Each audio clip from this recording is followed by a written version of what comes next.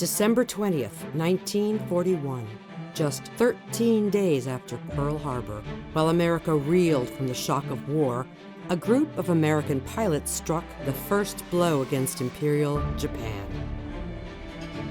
But these weren't official military forces. They were mercenaries, volunteers, mavericks, men who had resigned their commissions to fight a war their country hadn't yet entered. Flying shark-mouthed P-40 Warhawks over the skies of China, they were known as the Flying Tigers, and their story would change the course of the war in Asia.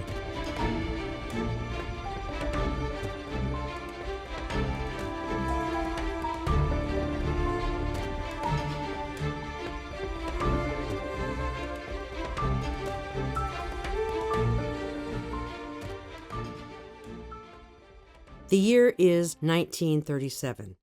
Japanese forces sweep across China, bombing cities at will, massacring civilians by the hundreds of thousands. The Chinese Air Force, flying outdated biplanes with barely trained pilots, is no match for the Imperial Air Force. China stands alone, desperate, on the brink of collapse. Into this chaos steps one man, a dismissed American officer with a controversial theory about air combat.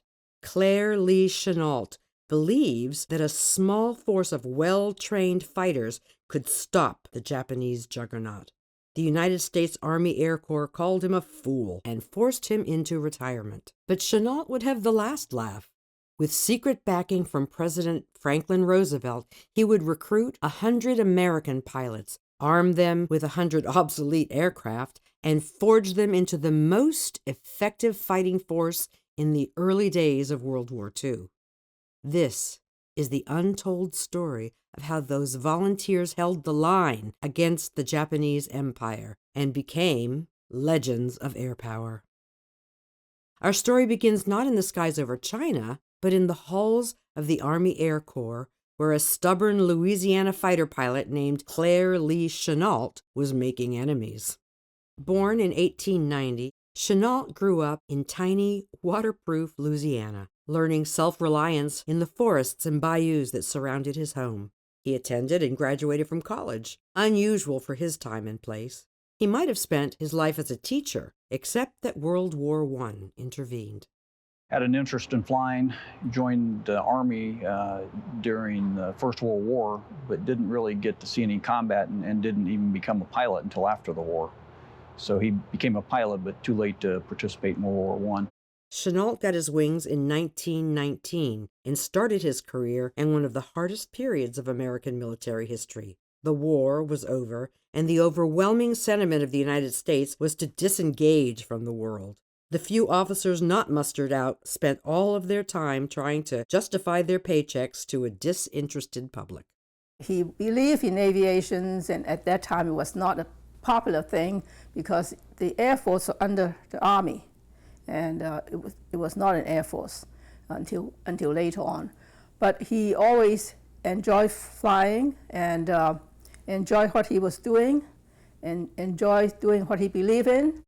Military pilots became little more than officially sanctioned barnstormers, traveling around the country and risking their lives to convince the public and their own commanders that aviation had a future. Chennault's contribution was 3 men on a trapeze, the first Air Corps flight demonstration team. They flew with their airplanes tied together with ropes and did loops and all kinds of aerobatics. He actually used it in a way to promote his concept of pursuit and his policies on how air power should be used. But no matter how many distance and speed records the flyers broke, no matter how many ships they sank or precise maneuvers they had perfected, the fact remained that the generation in command had come of age on horseback. They believed that air-to-air combat was a gimmick, destined for irrelevance, and only grudgingly accepted that large bombers might have a place in battle. Chennault took every opportunity to argue the case for fighters, saying that air superiority was the most important factor in the modern battle. Chennault advocated a concept he called defensive pursuit, the interception of bombers by small fighters willing to venture out over enemy territory. Defensive pursuit basically means keeping the enemy away from your own soil. You fly out and intercept them before they get to you. You take the fight along with the bombers to escort them into hostile territory. In a time of extremely tight budgets, the Army Air Corps had decided to concentrate on bombers. Chennault, then only a major, took over as the Army's Chief of Pursuit Training in 1936 and made defensive pursuit the centerpiece of fighter pilot training. In effect, he was teaching that official Air Corps doctrine was wrong. In his tactical lectures, you could tell that the guy had been there and done that, He just, he was the kind of guy that just exuded confidence. He tended to butt heads with the people around him, particularly his superiors. If he came up with what he thought was a good theory, then he thought that that's a theory that they should use, whether or not they thought it was a theory they should use or not. And he didn't back down.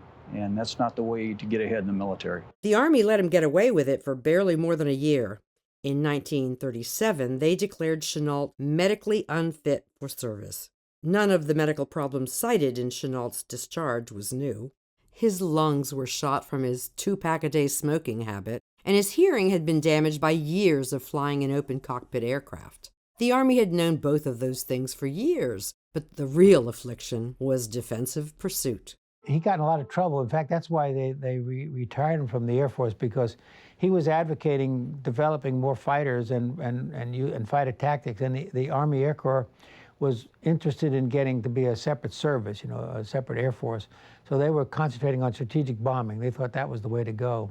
And they didn't want to hear that fighters could shoot down bombers and bombers needed escort and all that stuff. In a fit of pique worthy of a petulant teenager, Chennault packed his bags and headed for China, as far away from his tormentors as he could get. The Japanese had invaded. Chennault saw the war as both an adventure and a chance to prove his rivals wrong about defensive pursuit, and prove them wrong he did.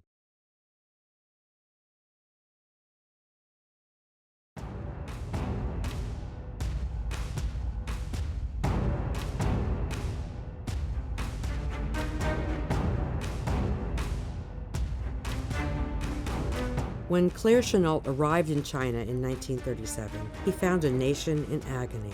The Japanese had been encroaching on Chinese territory for decades. But in 1937, they launched a full-scale invasion. What followed was a campaign of terror that would shock the world. When he went to China, he only intended to stay for 3 months. But then, of course, he saw the Japanese, the bombing, Shanghai and the massacre in Nanjing, and then the Chinese people sort of urged him to stay on. The Nanjing Massacre, what the Japanese call the Nanjing Incident, left hundreds of thousands of Chinese civilians dead. The Japanese Air Force bombed these cities with impunity, facing virtually no opposition.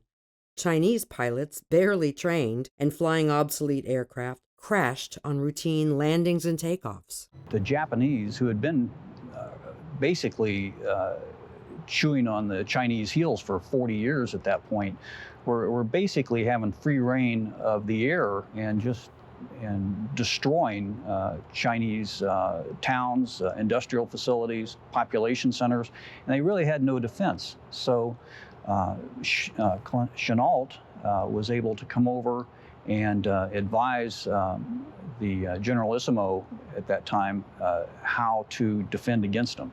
What Chennault found appalled him. The Chinese Air Force was still flying biplanes, and their pilots were nearly untrained.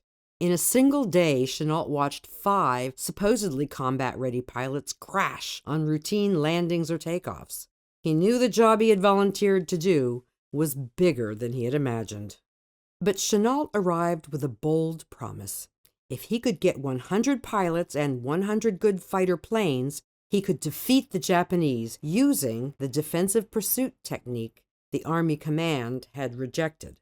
One of the people Chennault buttonholed on the subject was Generalissimo Chiang Kai-shek, the supreme commander of the Chinese military.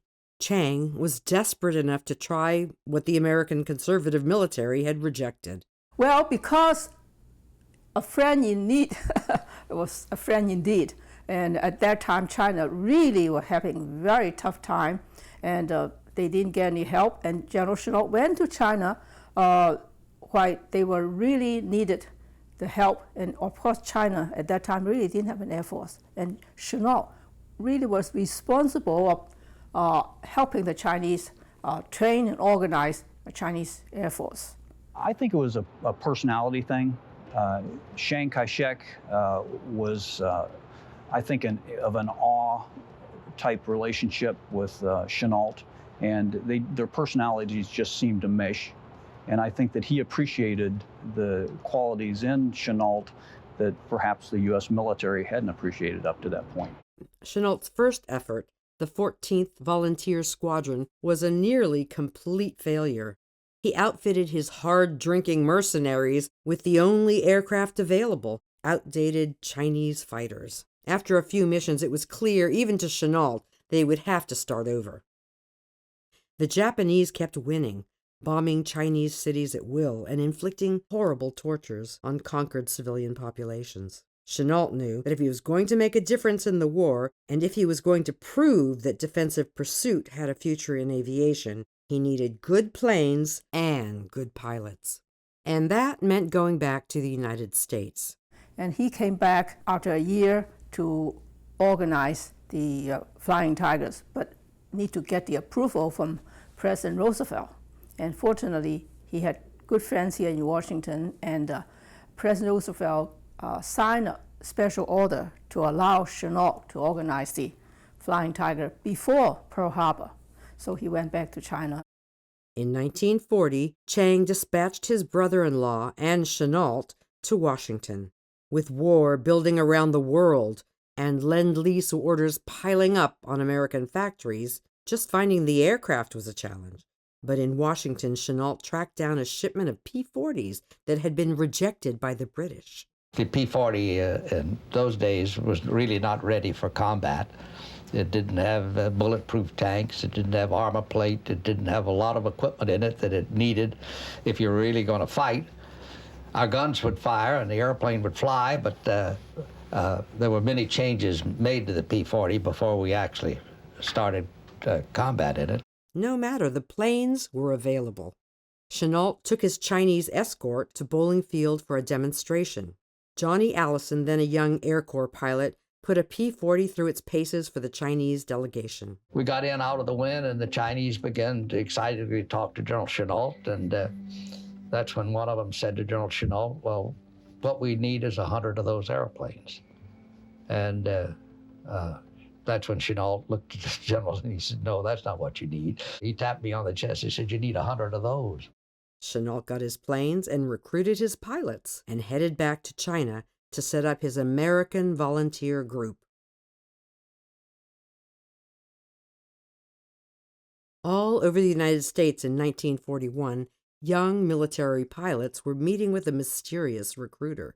The story was always the same. Not an official function. You'll have to resign your commission. We'll pay you more than you're making now. What the recruiter didn't say was that while the group of volunteers he was assembling was not officially recognized by the United States, it had the unofficial approval of President Franklin Roosevelt. The political climate in the United States was virulently anti-war. The public at large believed that European and Asian wars had nothing to do with the United States. Roosevelt knew better and tried as best he could to support the nations fighting the Germans and Japanese without either violating American neutrality or getting the electorate up in arms. Well, the AVG was a way to bring the American military under the guise of a civilian force into the war in China against the Japanese before we had really declared war on the Japanese. One of those pilots approached by the recruiter was a tall Texan named David Lee "Tex" Hill. Born in 1915 in Gwangju, Korea, the son of a Christian missionary, Hill had grown up in San Antonio, Texas, home to Randolph and Kelly Fields, the heart of American military aviation training. And these cadets at Randolph used to come around And Kelly, they used to come around the helmet and goggles, you know, and everything. I thought that was pretty neat. So one day, a friend of mine and I, we slipped off from church and took our collection money and went out to Winburn Field, and a guy named Dick Hare took us around a pattern in an old travel era. And I was pretty much hooked from that time on. Hill graduated from Texas A&M, tried to enlist in the Army Air Corps, but was told he was too tall. He walked across the street to the Navy recruiting office, scrunched down, and was accepted. He moved through naval aviation easily, a natural pilot who mastered not only aviation, but the tactics of aerial combat. By 1941, Hill was flying dive bombers from the USS Ranger patrolling the Atlantic. Then came the meeting with Commander Irvine, the mysterious recruiter. And he introduced us to this Commander Irvine, and he was the recruiter for Camco, Central Aircraft Manufacturing Company. He said, pulled down this map, said this is Burma, and we didn't even know where Burma was, you know. Commander Irvine explained that the Japanese had occupied Manchuria in 1931 and had invaded China proper in 1937. The Imperial Army had backed the ragtag Chinese army into a corner. The Japanese had started harassing traffic along the Burma Road from the air, and the Chinese Air Force was hiring, paying 3 times as much as the Navy paid, plus a bounty on every Japanese plane shot down. Hill decided to sign up. So did dozens of others, pilots from the Navy, the Marines, the Army Air Corps. Among them was a young man from Florida named John Allison, who had demonstrated the P-40 for the Chinese delegation at Bowling Field. Lieutenant Rudy, who had a brother who lived in our town, flew home in an Army Air Corps airplane, and he buzzed the town and made a magnificent noise. And I thought, gee, that's something maybe I'd like to do in life. Allison had graduated from the University of Florida with a degree in engineering and shipped out to San Antonio to learn to fly. His training was exciting, the most exciting year of his life, he would later say. He flew consolidated PT-3s and then moved on to more advanced trainers. But Allison's journey to China would be far more circuitous than most. In March 1941, just after meeting with the Chinese recruiter, unusual orders came through. Allison was being sent to England to train British pilots on the P-40. The assignment was scheduled to last only a few weeks, but just after his arrival, the Germans invaded the Soviet Union. I went into the embassy and I found out that night I was going to Russia with Mr. Hopkins.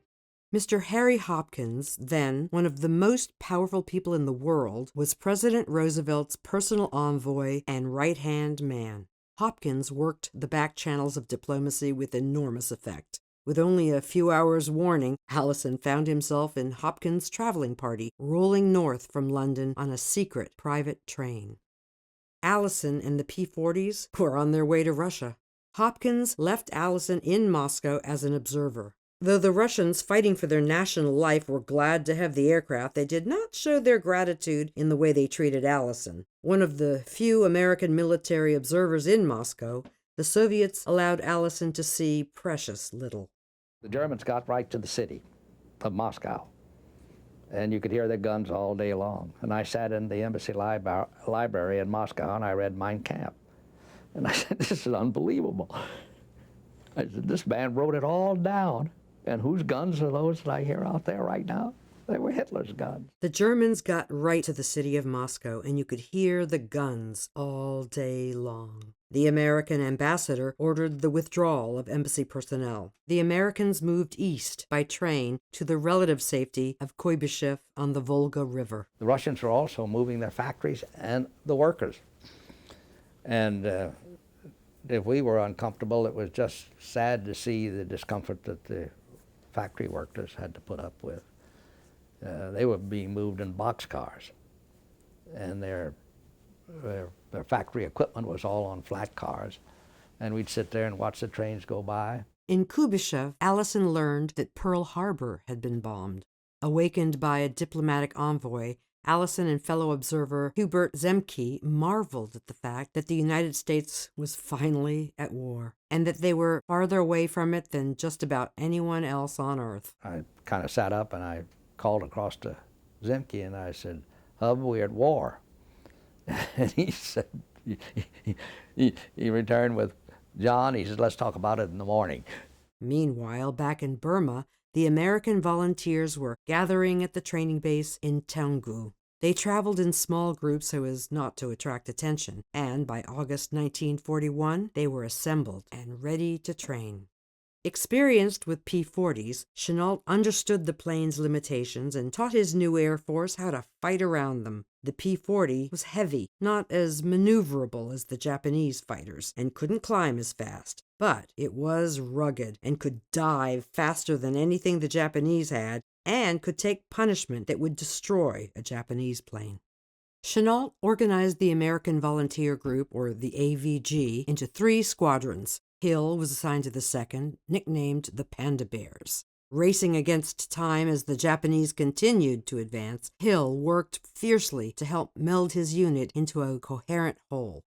The interesting thing about our operation was the fact that here General Chennault was able to take guys from different services and in a very short period of time weld them into the finest fighting outfit in the world.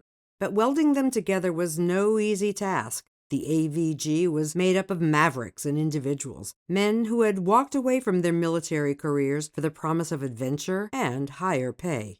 They were hard-drinking, independent-minded, and in some cases had been disciplinary problems in the regular military. Technically, we were civilians. If we wanted to quit and go home, we could. But we, of course, thought, well, okay, good riddance. If they can't take it, well, let them go. And I guess that's the way Chennault thought of it. I had set up a mass meeting to give the colonel a chance to address the whole group. And this was not a good scene. We had all these guys sitting around. Of course, I preceded Chennault and yelled, "Attention!" And about half of them stood up. The other hand, "I ain't stand up for no fucker. And who's this? What's this one?" I left the service to avoid this stuff, So Chennault was right behind me, and he observed this, and I never heard him talk or speak as loudly as he did that time. He looked around at him and yelled, "Attention!" And they all stood up. Just like, they're all of a sudden they recognized their master's voice or something. Chennault drilled them mercilessly. He was not about to send his men into battle as ill-prepared as the Chinese. Along with all the standard flight training, he drilled them on the architecture of Japanese aircraft so the pilots would know the Japanese weak points. He trained them in his own tactical theory, preparing them to disrupt Japanese bombers by intercepting them before they reached their targets. I was impressed with him right from the beginning. And in the days to come, where he gave lectures on the Japanese airplanes, the Japanese pilots, and how they operated. It was during this period that the AVG started painting their planes with fiercely bared teeth. The design was cribbed from photos of British fighters in an Indian magazine, Royal Australian Air Force P-40s, that had flown in the African campaign. I looked down and saw a British-type magazine on this rattan coffee table, and on the front of it was a color picture of a P-40 just like ours, but it was in the Royal Australian Air Force in the African campaign. It had a gaping mouth of a tiger shark that was painted around the oil scoop that just so fitted perfectly. And I remember saying out loud to myself, "I'm going to paint my airplane like that." And I went to Chennault and asked him if we could use that as a squadron insignia, and his answer was that he would rather have it as a group insignia.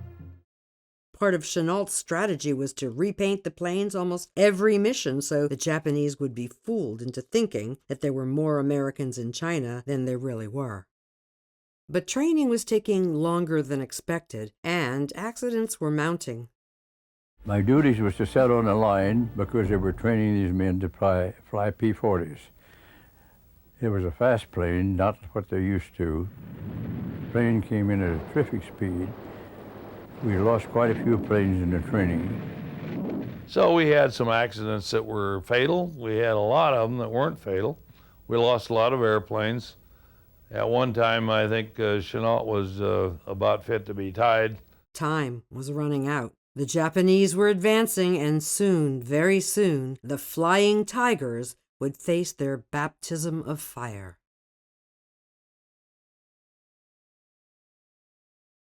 December 7th, 1941, the date that would live in infamy, the Japanese bombed Pearl Harbor and the United States was thrust into World War II.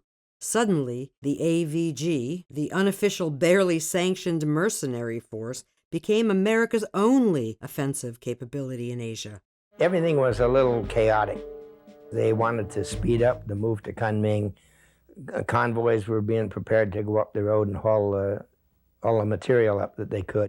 A decision was finally reached at the highest levels of the governments of China, Great Britain, and the United States to temporarily split up the AVG. The 3rd Squadron would be sent to Mingaladon Airdrome outside of Rangoon to help the RAF defend the Burmese capital.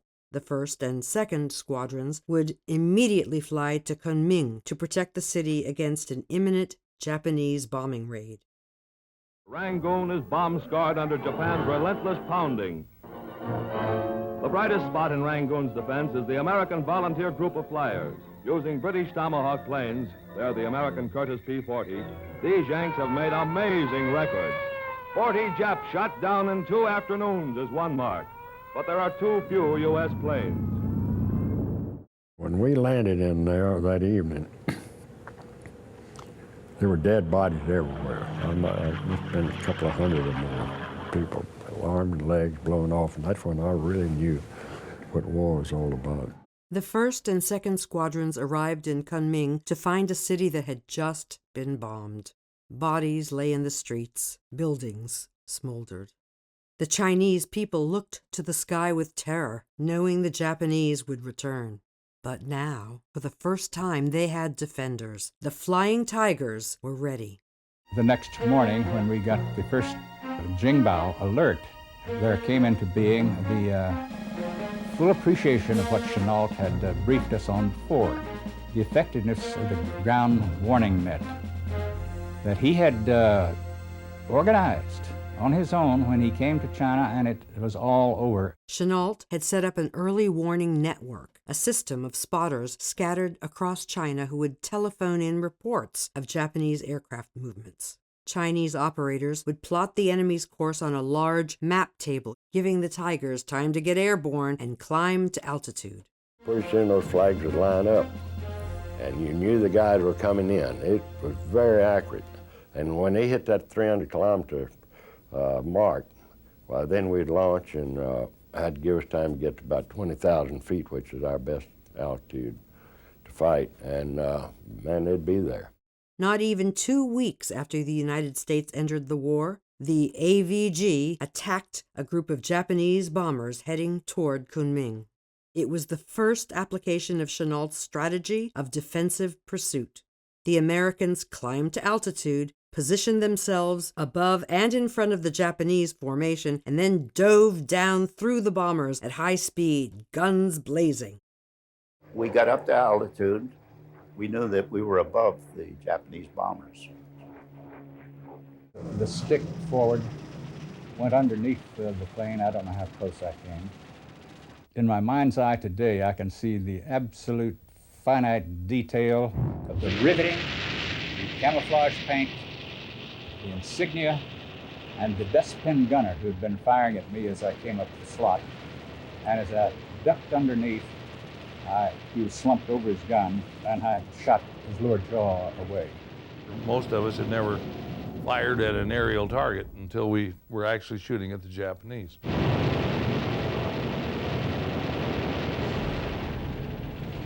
And I picked up on a bomber that was off to one side a little bit from the main formation. compartment opened up at about maybe 200 yards and bored in directly astern, and saw flashes all over the place. And the next thing I know, the damn thing blew up in front of me, and I was blown up like a leaf. The Americans, far from home and farther out of the limelight, shot down 3 or 4 of the bombers and lost only a single P-40, which ran out of gas and crash-landed. It wasn't long before word trickled back to the American public about the American Volunteer Group. The early months of the war were difficult for the United States, with few victories to celebrate. And in that environment, the AVG made great press. Dubbed the Flying Tigers by reporters, they were a small group of renegade flyers under the command of a maverick officer. Meanwhile, down in Rangoon, the 3rd Squadron was facing its own baptism of fire.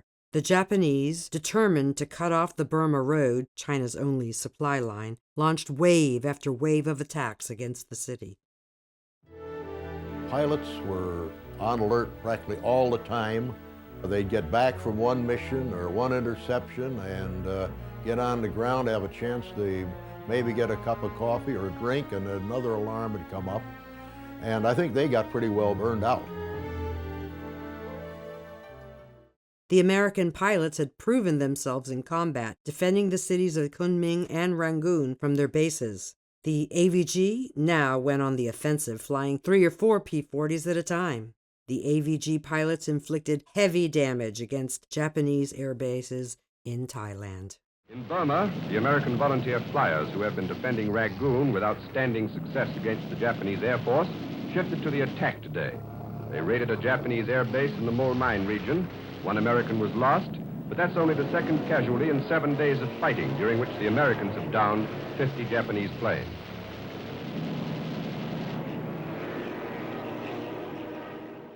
Each AVG raid into Thailand provoked counterattacks against Rangoon and increased Japanese determination to wipe out British and American resistance to their advance. Machines, as well as men, were beginning to break down. The chronic shortage of supplies meant that the mechanics were forced to find unorthodox methods of keeping those P-40s flying. If you've got a can-do type attitude, and by gosh, if you work hard enough and long enough, I mean, you'll get something done. Chennault's obsession with training and his doctrine of defensive pursuit were amazingly successful. After a string of stunning defeats, the Japanese were forced to transfer hundreds of fighter aircraft to China. While that reduced the number of fighters in other theaters, it posed a problem for Chennault. Despite all the great press, he commanded a remarkably small force. And despite their great record, they were flying P-40s which were already outdated. The Japanese arrived with faster, lighter, more maneuverable fighters, and pilots who were already battle-tested. We were better trained in one way. The Japanese pilots, the only weakness I saw as far as handling an airplane and everything, the Japanese were superb. They really were good. But they were so regimented that once you break up any plan that they have, they don't have the capacity to accommodate to new situation. And that was the weakness I saw in them. The P-40 was a heavy, not very maneuverable plane, and it required special tactics in dogfighting. You couldn't turn with the Japanese planes. They turned too fast. They're much lighter than our planes. So you never tried to turn, and we used the tactics developed by General Chennault, and which worked very well. But we just did high-speed passes, fired at them, pulled out, and came back again and tried to fire on them again. They hit and ran, swooping down from out of the sun, blowing a path through the Japanese formations without ever slowing down. The Japanese didn't have time to react before the Americans were gone. Chennault's volunteers struck so quickly and in so many places, the Japanese intelligence concluded that Chennault had several hundred more planes than he really had. In fact, Chennault never had more than 100 Flying Tigers. Chennault did use the tactics that guerrilla commanders use, but no, we were a regular Air Force fighting a well-trained Japanese Air Force. But if you were above them and you used the strong points of our aircraft and exploited the weak points of the Japanese airplanes, we we had a superior situation, and that is the reason that actually the AVG shot down hundreds of airplanes with the loss of very few of our own. Among the most aggressive of the Tigers was Tex Hill. He got 2 kills on January 3, 1942, 2 weeks after going into combat for the first time. He knocked down 2 Japanese Ki-27 Nates over the Japanese airfield at Tak, Thailand. 3 weeks later, he scored 2 more. He made ace the next day, knocking down his 5th Japanese aircraft in just over a month of combat operations. By then, the Tigers had confirmed kills of 73 Japanese aircraft and had lost only 5 of their own. For 6 months, Chennault's Tigers hit and ran against Japanese bombers. They shot down, by some accounts, nearly 300 Japanese aircraft, while suffering only 16 pilots, either killed or captured. All of the pilots admired General Chennault, and all of us listened to him. And he was really an outstanding leader. But perhaps no mission was more critical than the battle at the Salween River Gorge. In May 1942, the Japanese started building a bridge across the Salween River, China's last natural defense before Kunming. The Japanese plan was to pour men and equipment over the bridge, build up their army, and defeat the Chinese once and for all. The remnants of the Chinese army in Burma were being pursued up the Burma Road by a Japanese motorized regiment. The Japanese intended to wipe out the Chinese divisions in one blow at the narrow crossing over the Salween River on the Chinese border. With the Chinese troops eliminated, nothing would stop the Japanese from driving on to Kunming, and perhaps all the way to China's wartime capital at Chongqing. Tex Hill led a flight of 4 P-40s down into the mile-deep Salween Gorge to demonstrate that the bridge could be hit. The gorge was so deep and narrow that the pilots had to fly in a single file, diving down through anti-aircraft fire, dropping their bombs on the bridge, then pulling up sharply to avoid the canyon walls. The Japanese gave up on the bridge, and their long advance across China stopped. The missions flown by the AVG over the Salween River lifted the morale of the Chinese army. In Kunming, General Tiger Wang presented his government's gratitude by bestowing China's highest medals to individual members of the AVG. But even as the Flying Tigers racked up victories, tensions were building. Word had come from Washington that the AVG would soon be absorbed into the regular Army Air Force. The volunteers who had signed up for adventure and high pay were about to become soldiers again, with soldiers' pay and soldiers' discipline. And overseeing the transition would be Major General Clayton Bissell, an old enemy of Claire Chennault.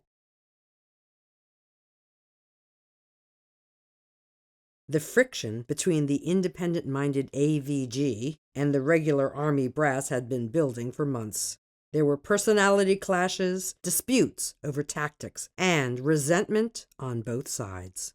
Robert Scott, who's written many books about the war in China, very loyal, emotional and loyal officer, very dedicated to Chennault. And of course, this conflict between General Bissell and General Chennault, Bob Scott took the side of General Chennault. The bad blood between Chennault and Bissell went back years to before the war, when both had served in the Army Air Corps. Now Bissell was coming to China to take control of operations and to absorb the AVG into the regular military. Bob trained the Chinese coolies who unloaded our airplanes when they flew across the hump. We'd established the airlift across the hump. Bob Scott had coached them to approach the door of the airplane, to stand there, and when the door was open, they were to bow, do a thumbs up, and say, "Piss on Bissell," which, of course, the Chinese didn't understand at all. And Bob says, you know, one of these days that SOB is going to be standing in the door, and I wanted him to know what we think of him. The friction had started on a bad footing when Bissell came over and told the American Volunteer Group, which had a civilian contract to fight for China, that he wanted them all to stay. And if they wouldn't stay when they went back to the United States, he'd have them met when they landed, and they would be inducted into the Army as privates. Well, the AVG wouldn't take that from him. They just, they were very rude and very impolite to this general, because Bissell didn't mean anything to them. They were civilians. They were not in the Army at all. And actually, one of the Army colonels, regular Army colonels who came over, he made some statements in a bar that the AVG were really not disciplined soldiers, that they really hadn't done a very good job. And that's when one of the AVG boys challenged this colonel. He said, well, you don't think we're very good at what we do? Why don't you just come up tomorrow and we'll stage a fight right over the airfield? And he said, if you're serious, we'll put bullets in the gun. Well, of course, that challenge was never accepted because the AVG pilot who issued the challenge was one of the very best. By early 1942, rumors were flying about the future of the AVG. We began amongst all of us to talk about possible induction. What's going to happen to us, you know? Here we are, the American Volunteer Group.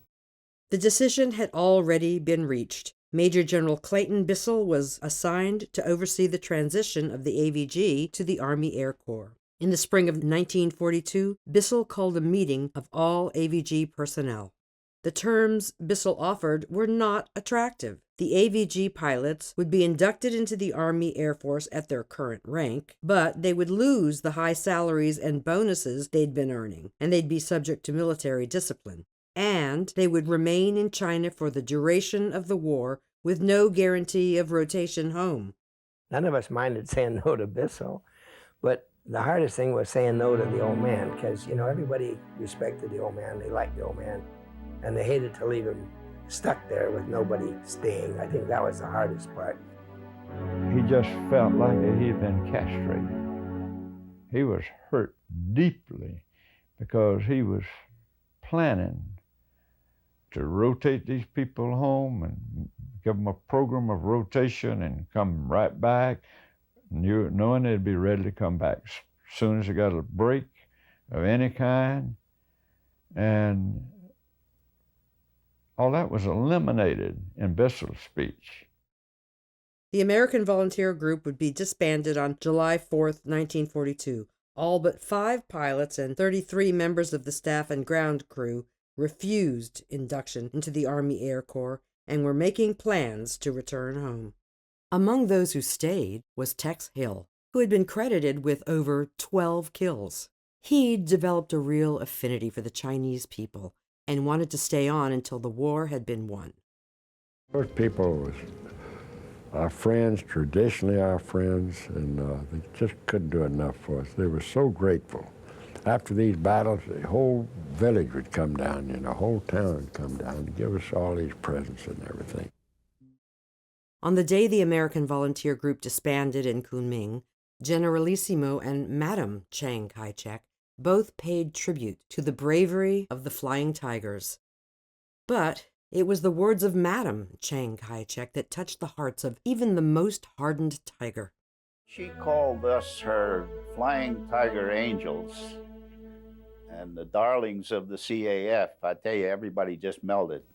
And yet, I think there was a little tongue-in-cheek, too, when she used the term angels, because, let's face it, the gang were not all angels. Far from it. As the ceremony ended and the Flying Tigers prepared to go their separate ways, there was a sense of melancholy. They had been together for less than a year, but in that time they had forged bonds that would last a lifetime.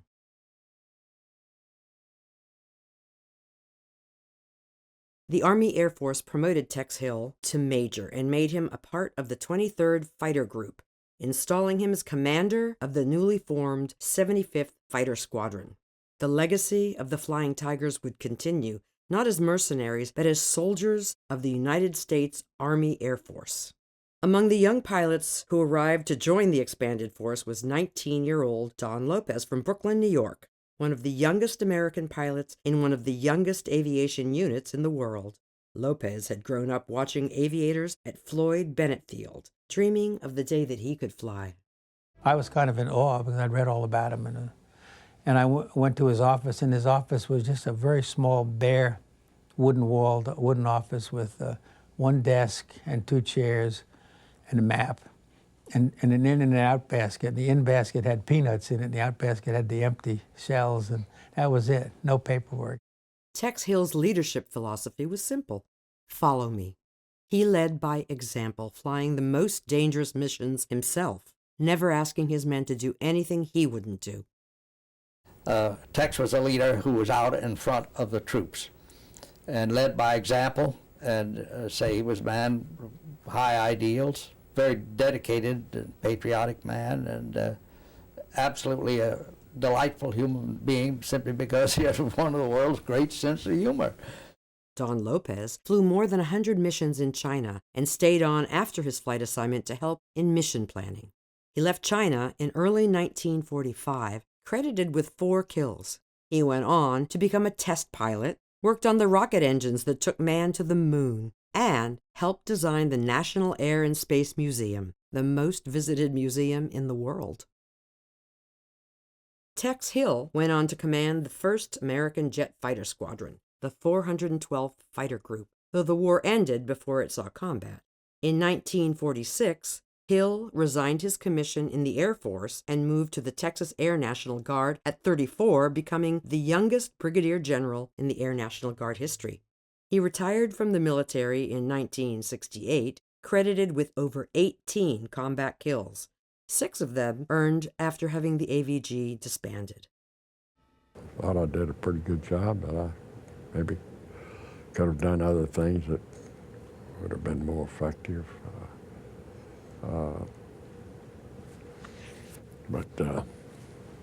But I have absolutely no regrets. I mean, joining the American Volunteer Group and marrying my wife Maisie, two of the few things I ever did in my life I wasn't sorry for.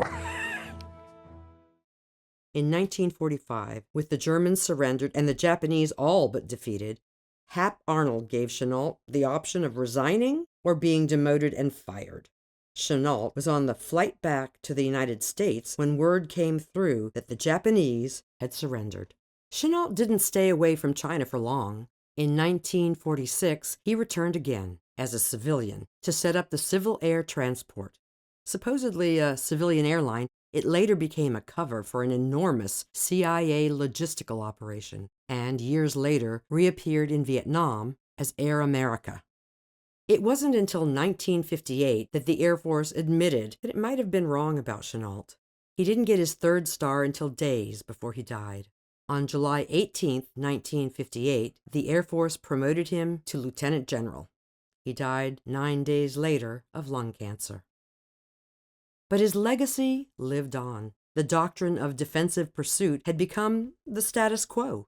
Fighter pilots around the world studied his tactics, and the men who had served under him carried forward his lessons. He was not so much about recognition. He was a person, a non-conformer. He never really cared too much about money, name, and so forth. If he had, probably he could be a very rich person and maybe even more famous than he was. But he didn't seem to care about that. He just cared about to do what he believed in. And that I admire him a great deal, because today that's a rarity. You don't find too many people of that kind. In 1990, the United States issued a stamp in memory of Chennault on his birthday.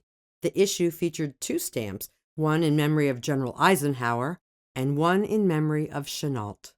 But perhaps Chennault's greatest legacy was not the tactics he developed or the victories he won. It was the men he inspired and the lessons he taught. He was a great teacher. I think that I would like to say that he had always been anxious to teach people and to share his knowledge, to share experience with people. And I think that's what he was, and a great teacher.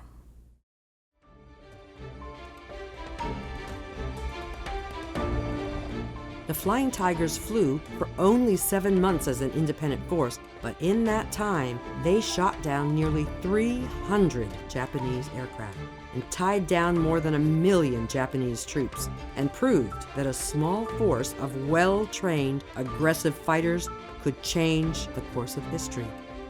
They were cowboys and mavericks, mercenaries and heroes. They were the first Americans to strike back after Pearl Harbor, and they flew obsolete aircraft against overwhelming odds. They fought not for glory or recognition, but because they believed it was the right thing to do.